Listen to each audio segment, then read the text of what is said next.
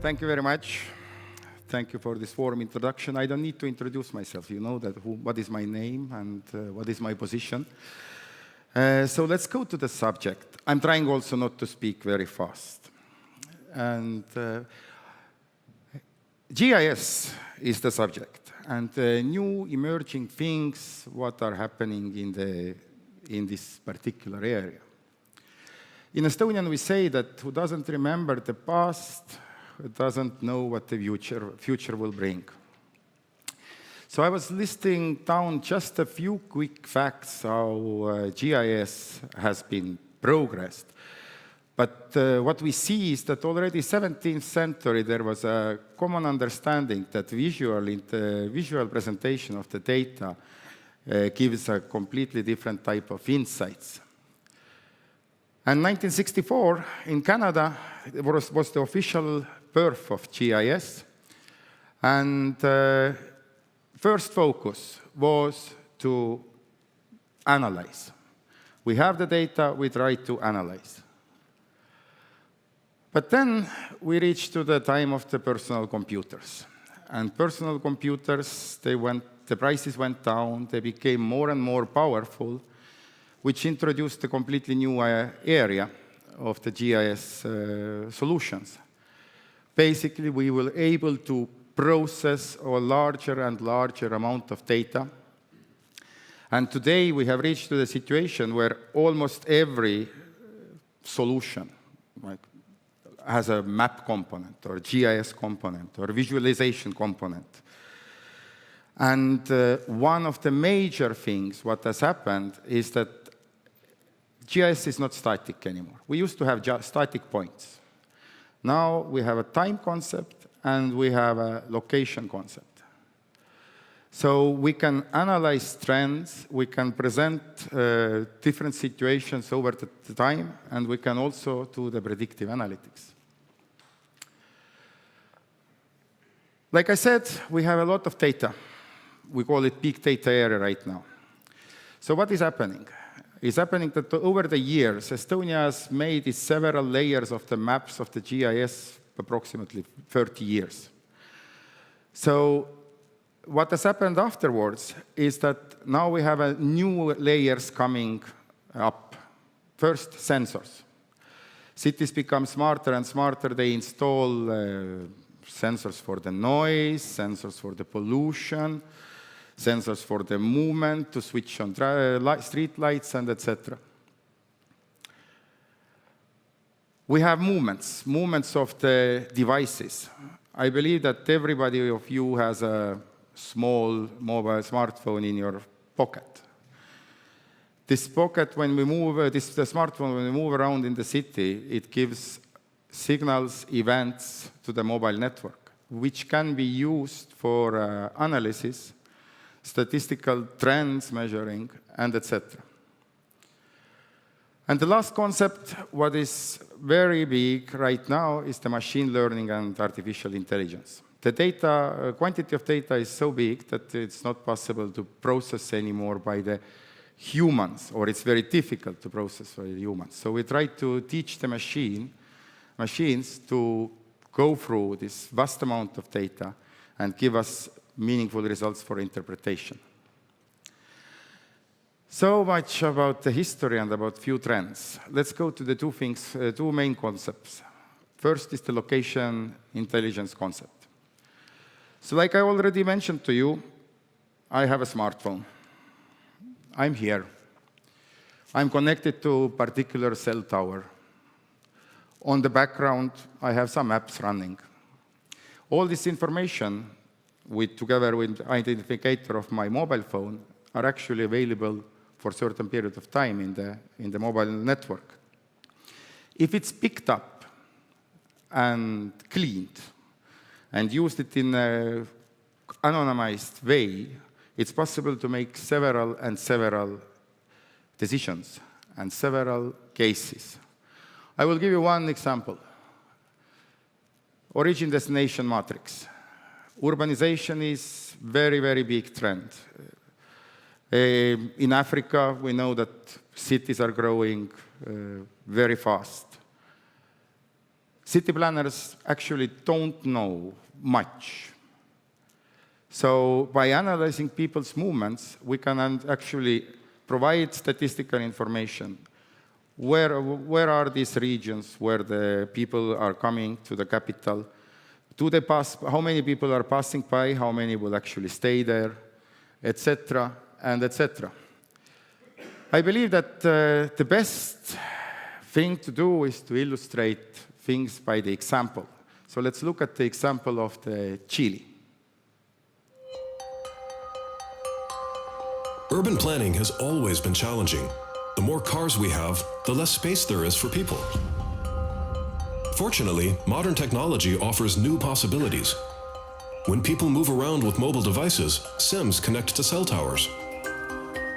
This generates an enormous amount of transaction data. After processing and anonymizing, this data is used for understanding current urban mobility patterns. Cities have common areas with massive increases in traffic during rush hour. As a result, traffic jams are very common. Understanding mobility patterns gives transport authorities valuable input for implementing solutions to smoothen the flow and prevent traffic jams. When planning transport infrastructure, it is important to understand how people move around and why. So far, these surveys have been time-consuming. By using network-based data, it is possible to create a more accurate understanding of where people are coming from, where they're heading, and most importantly, why they're doing it. The subway is the backbone of Santiago's transport system. Our analyses show why it is so popular. The underground moves 7 times more passengers during peak hours and is 20% faster than surface routes. Nevertheless, public transport systems need continuous optimization to retain and raise their popularity. It's the only way to slow down the constant increase in the number of cars on the road. The innovative approach of combining long-term knowledge and modern tools makes use of the digital footprints we all leave behind simply by moving around with our mobile devices. In this way, we all contribute to improving the quality of life by helping plan urban space according to our actual needs.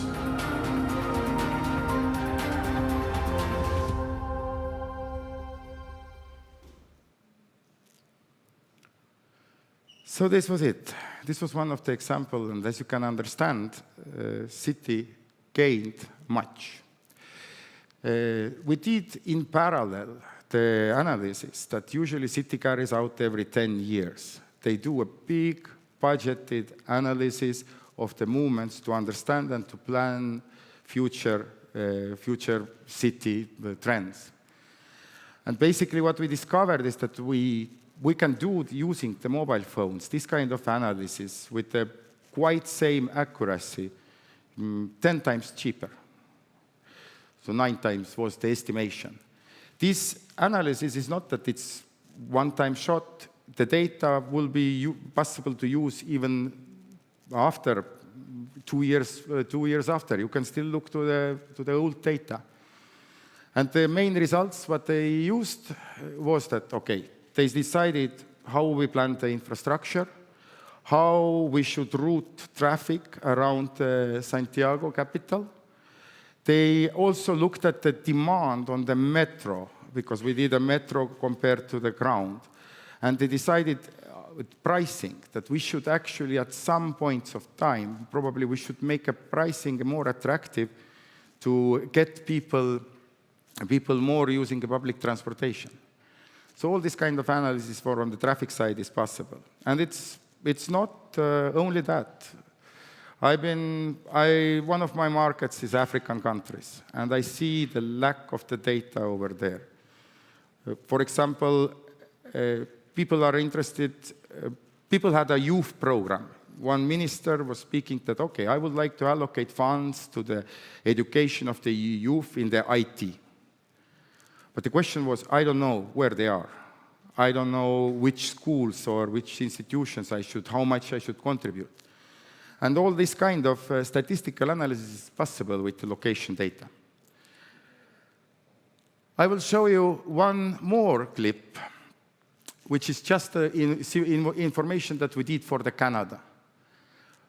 It runs super fast right now, but Canada was asking us, We would like to understand how many cars are taking the motorway, how many cars at the same time are on the parallel national way that is not paid, where they come, where they go. And here you can, basically we provided them with an environment where they can simulate by minute, if they want to, or by hour, who moves where, and etc. So this is as well, it is used for the motorway pricing, because the national way is going just next to the motorway, basically. So you have two options: either I pay and I get a bit faster, or I will take it for free. And of course, the client was asking as well that what is the accuracy? Can you really achieve the same accurate results? And they conducted a survey in parallel. So basically, based on the mobile data analysis, location analysis, and using the standards, license plate reading, and etc., we discovered that the margin was very small. 2% probably was the difference. So from the statistical point of view, it's to have a trend, to have an understanding, it is not significant. And this is what the location intelligence brings to you. It brings to you the quick, cheap way of understanding major trends. It doesn't replace the sophisticated analytical tools, but it gives a very good insights, and what is most important is that it's free. Let's go to the second part, which is a very fascinating part, and I could probably speak about it 30 minutes or more, but they didn't allocate me so much time. It's the visual intelligence. We all know Google Street View. Google Street View is visual sight of seeing things. Now, what I'm going to speak about is that you can imagine Google Street View where you can measure all the data that you see. So where is the situation right now in the visual intelligence? There are 4 major areas in the process, and the data collection is the very first thing. Data collection has been always very expensive and slow part. It has become much better with the innovation. We started to take orthophotos using the plane. Now we have reached to the fact that we can actually interpret satellite images with a quite high preciseness. We have vehicles driving like vehicles that are capturing Google Street View like an image and collecting data. We are moving towards the drones to collect data from the drones. And by achieving that we can collect data digitally, we have achieved the fact that the data entry is probably 10 times cheaper. Now, the next thing is, again, that we want to automate. Yes, we have an image, but this image has a value when the objects are there digitalized. This is the manual work.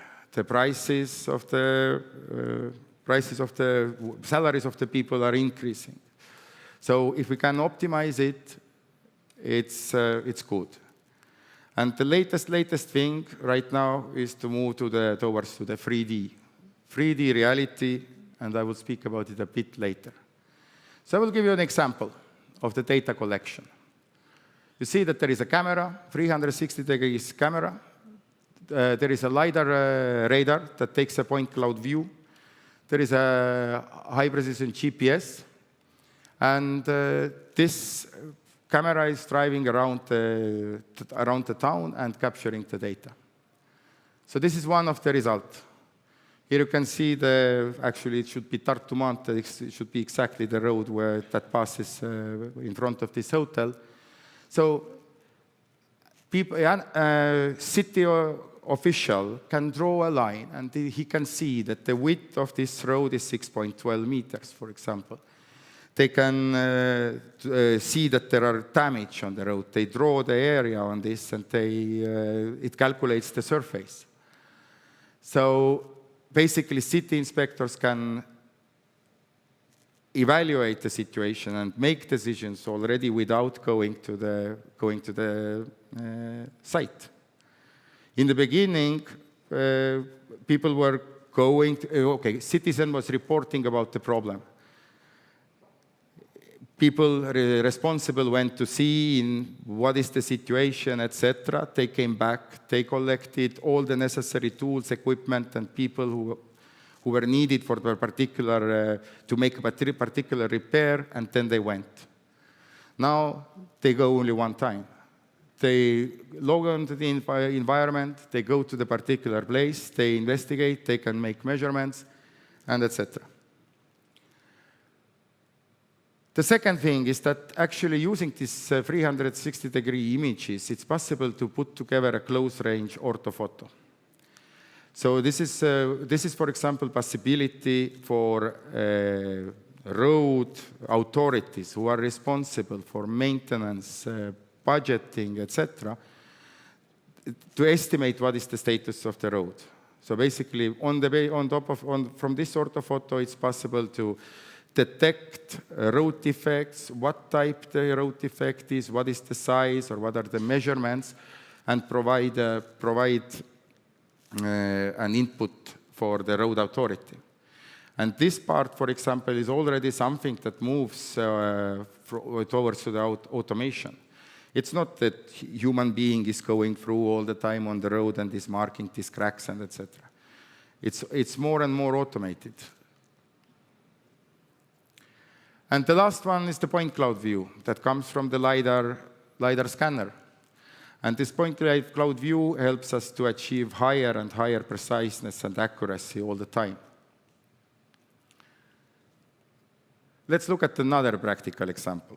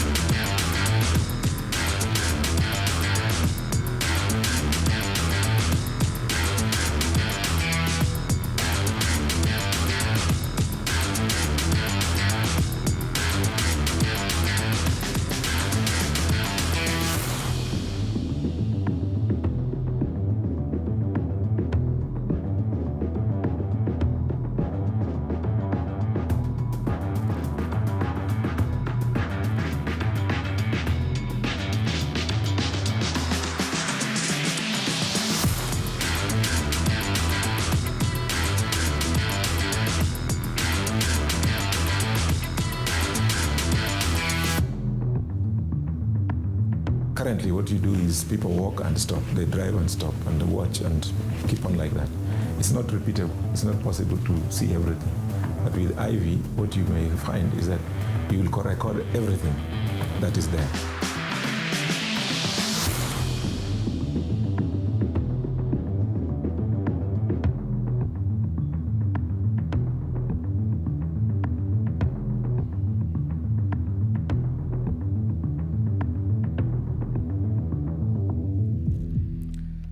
So this is a very fascinating area.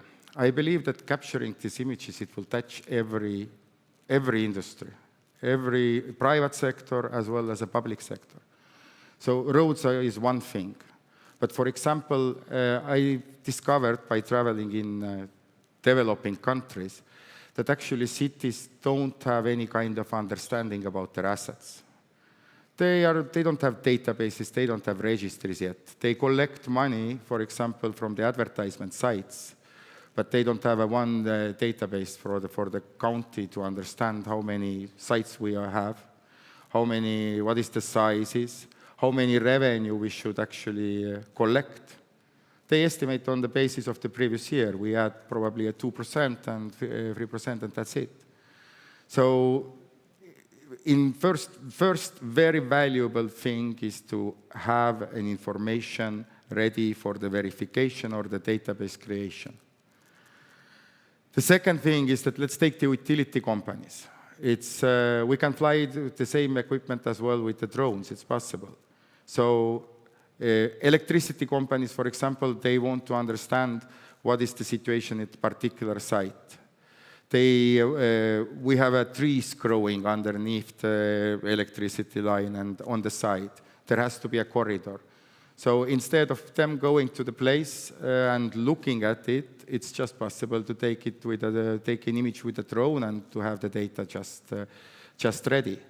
And the advantage of the drone is that compared with flying a plane, it's much more affordable. And what else?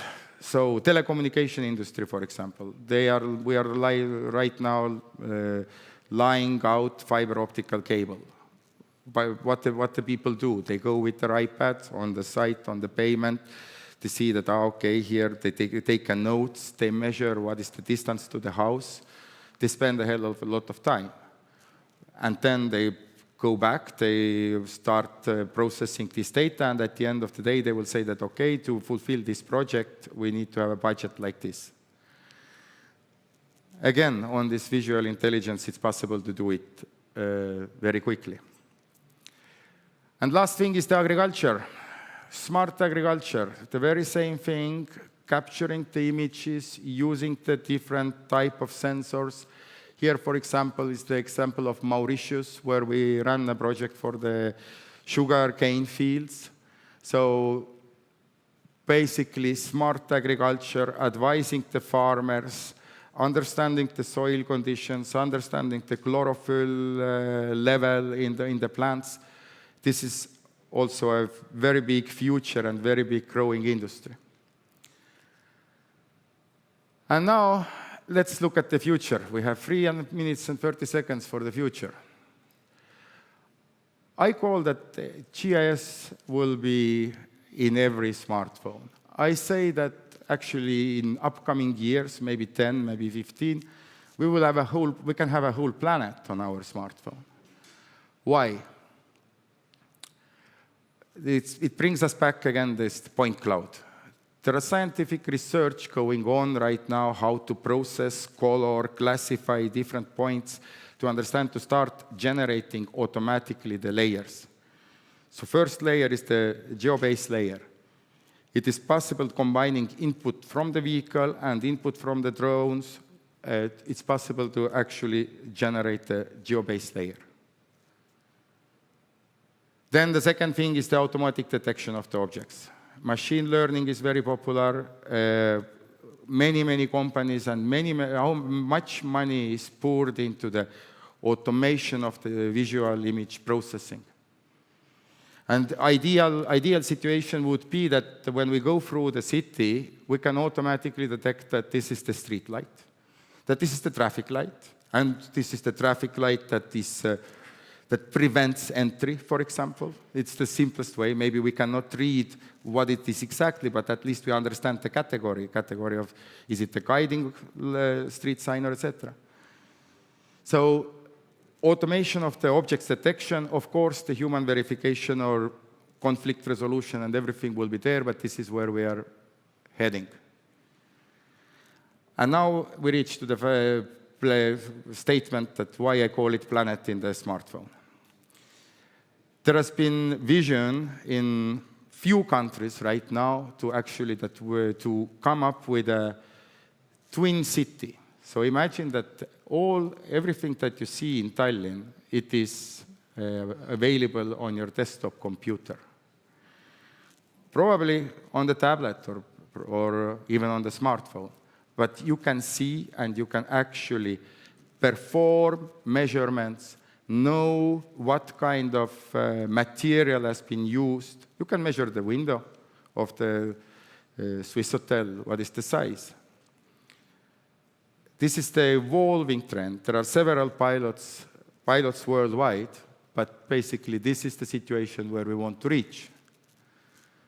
We have really, about our living environment, we have a full 3D model that different industries can use without leaving their office.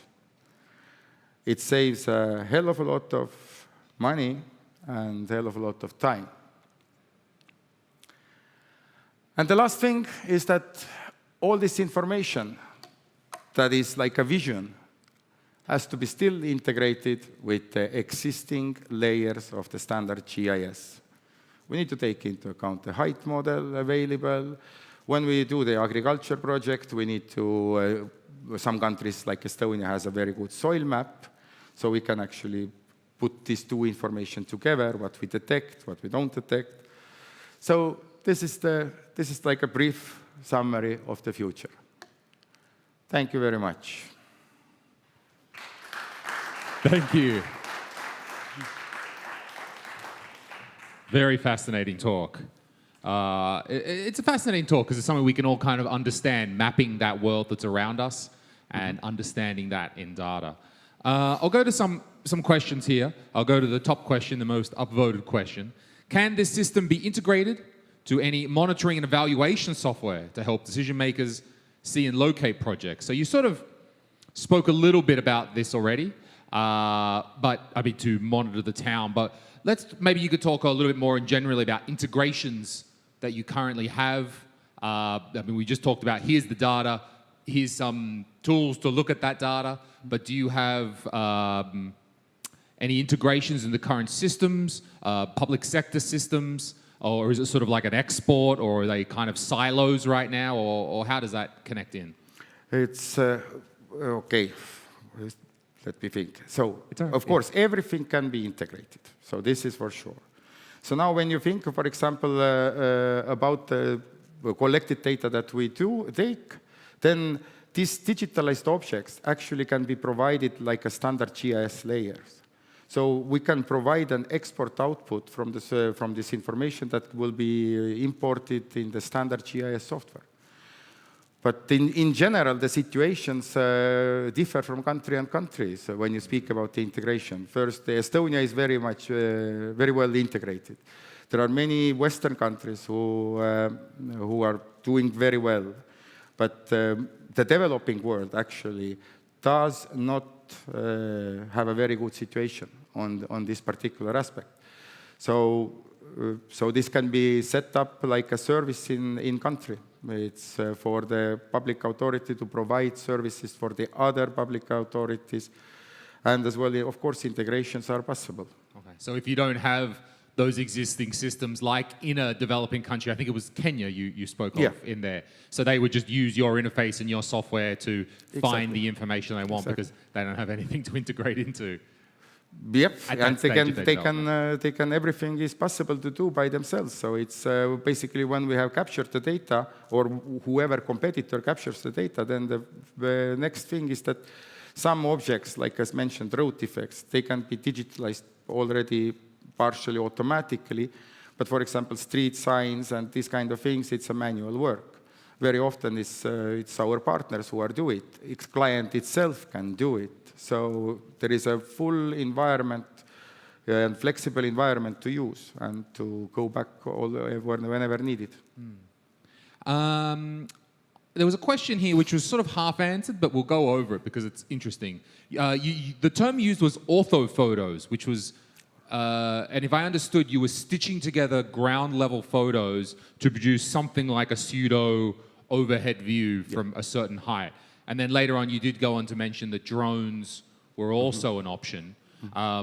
Is it, I mean, to keep going up to the heavens, satellite imagery, you use that in agriculture, but for the very low-level street, is a satellite still too imprecise to sort of give us that very low-level, I don't know, I mean, is the accuracy there in a satellite photo yet? I have no idea. Yes, thank you. Yes, there is an accuracy. Basically, everything comes with a price tag. So the more I am ready to pay for the satellite image, the higher accuracy I can get. And for some use cases, for example, especially in agriculture, it is very useful to use the satellite image. We have done, for example, a solution for Estonia that detects the change of the grass or hay. Every farmer who has a hay needs to cut it every year. And then, if I do it, then I get the support from the European Union. So how we can verify that the farmers did that? We can take a plane, we can fly, we can pay some hundreds of euros per hour to go that, take the images, and etc. Or I will go to the satellite image. I will buy them with a certain frequency, and there is a software who detects automatically that yes, okay, this guy has cut the hay on that date. Because we can get an image on every single day. Every single day, the satellite, for example, passes over. So the preciseness is there, and what I want to add is that there is no one technology or how to use. In each business case, we need to evaluate the cost-benefit ratio. In some cases, for example, like road construction, road engineering, very high accuracy is needed. To detect the road defect, we don't need this kind of accuracy. So we don't need 2 centimeter accuracy. It's fine for us to understand that the road defect is longitudinal crack, and it is 50 centimeters long, and it's sufficient. So this is it. And yes, to comment that we put together a close-range orthophoto, yes, based on these 360-degree images. We have a software that is enabled to put this close-range orthophoto. And this is mainly used for the road authorities and road defects, because we can get a very close view. We can collect information in the areas where planes may not be allowed to fly. So, and why drones? Drones, for example, we start with the bridges. Car cannot drive on the water. So what? We put our equipment on the boat? It's possible as well, but we have waves and etc. So it's better to fly a drone, and it's possible to examine bridges. It's possible to see from the high point of view what is on the side of the road. Because when we are driving through and there is a half a meter immediate height difference, then we don't see over this. There may be these pipes that are supposed to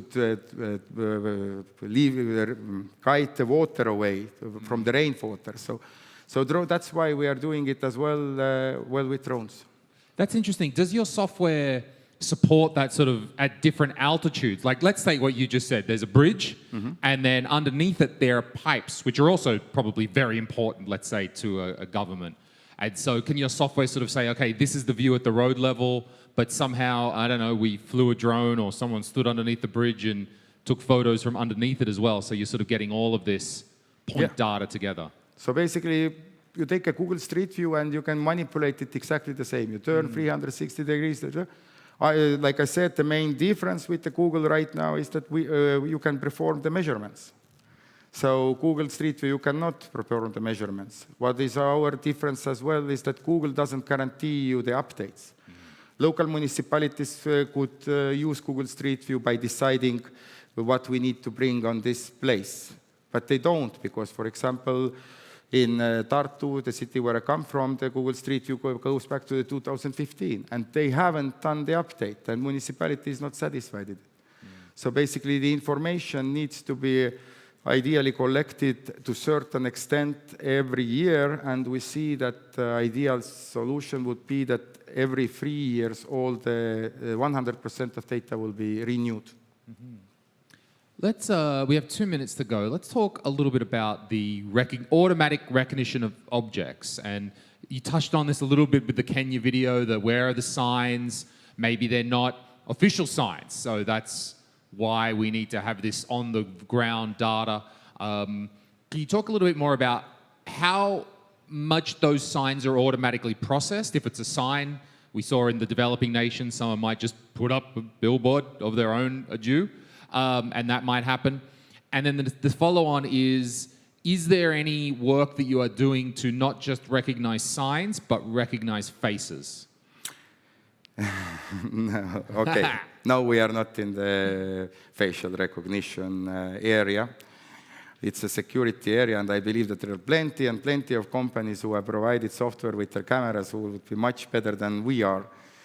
But this automatic detection, it is really in the scientific phase. So when we speak about road defects, yes, we have some machine learning. You teach the machine. But right now, what we are trying to together with the universities to achieve is that we start standardizing this point cloud, that we can basically at the end of the day, you know, for example, that each point that is yellow, that is decided to color yellow, because coloring needs to happen as well. So classification, and then according to this classification, coloring comes. The points they come in with the different shades, for example, that bounce back from the building. But this building is made fully from the concrete and painted yellow. So basically, you need to do this classification. And after that, when this classification is done, then we can start building the detection of the traffic lights and etc. So when we speak about the timeline, then basically this is right now 2 to 3 years research project that we are doing together with the Tallinn Technical University. Very good. Okay, we're out of time. Please, one more round of applause for Rait Raal. Thank you. Thank you very much. Thank you.